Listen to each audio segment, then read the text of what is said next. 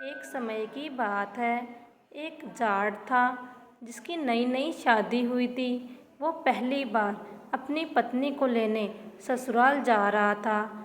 तो वह अच्छे से नए नए वस्त्र पहनकर ससुराल जाने के लिए रवाना होता है।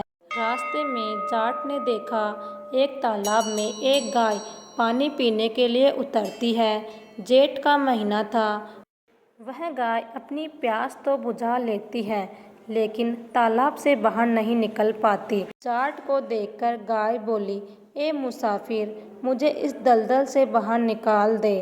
जाट बोला, नहीं नहीं गऊ माता, मैं नहीं निकाल सकता। मैं पहली बार अपनी पत्नी को लेने अपने ससुराल जा रहा हूँ, तो मेरे कपड़े गंदे हो जाएंगे। गाय बोली, हे मूर्ख, आज निर्जला एकादशी है। मैं तुझे वरदान दूंगी, तेरी 7 पीढ़ियाँ इससे तर जाएगी। जाट नहीं माना। गाय नाराज होकर बोली, मैं तुझे श्राप दे दूंगी। जा, तू 8 पहर बाद गधा बन जाएगा। जाट डर गया और गाय से माफ़ी मांगने लगा, लेकिन गाय पूरी तरह तालाब में डूब चुकी थी।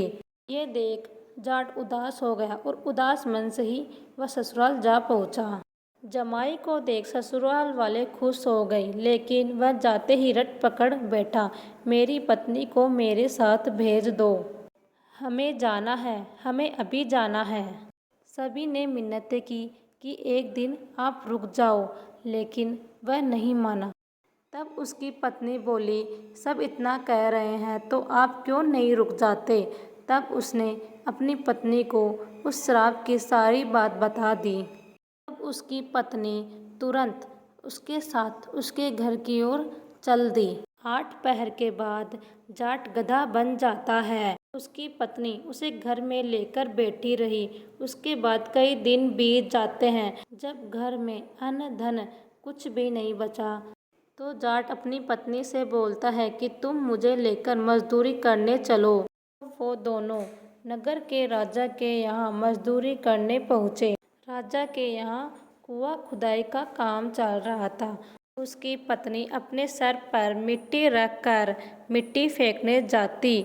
सभी मजदूर उसे देखकर बोले, अरे बहन, जब तेरे पास गधा है तो उस पर रखकर बोझ रखकर क्यों नहीं ढोती, क्यों बोझ उठाती हो।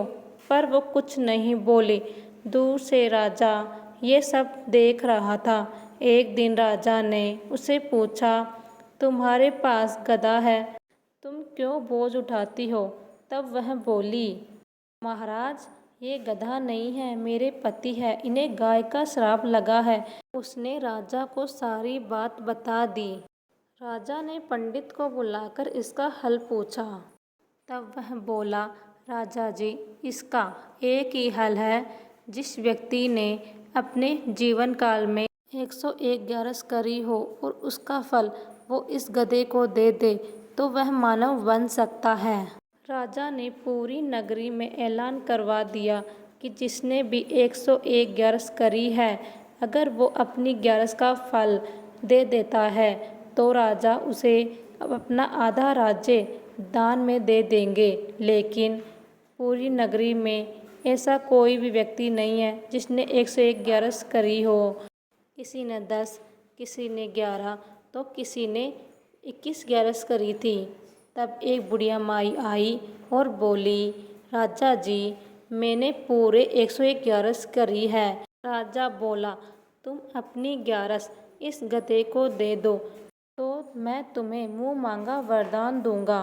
बुढ़िया बोली, महाराज, मैं धन लेकर क्या करूँगी। मैं आज हूँ, कल नहीं। मैं इसे 100 ग्यारस दे दूँगी, लेकिन एक निर्जला एकादशी को मैं अपने पास रखूँगी। इस एक निर्जला एकादशी के फल से मुझे मोक्ष की प्राप्ति होगी, मुझे श्री हरि विष्णु की प्राप्ति होगी।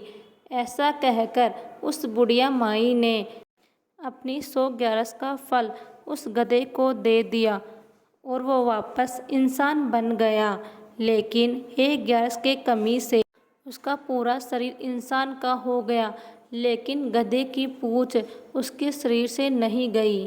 राम राम सा ये थी निर्जला एकादशी की कहानी। अगर आपको कहानी अच्छी लगे तो वीडियो को लाइक और चैनल को सब्सक्राइब जरूर करें। धन्यवाद।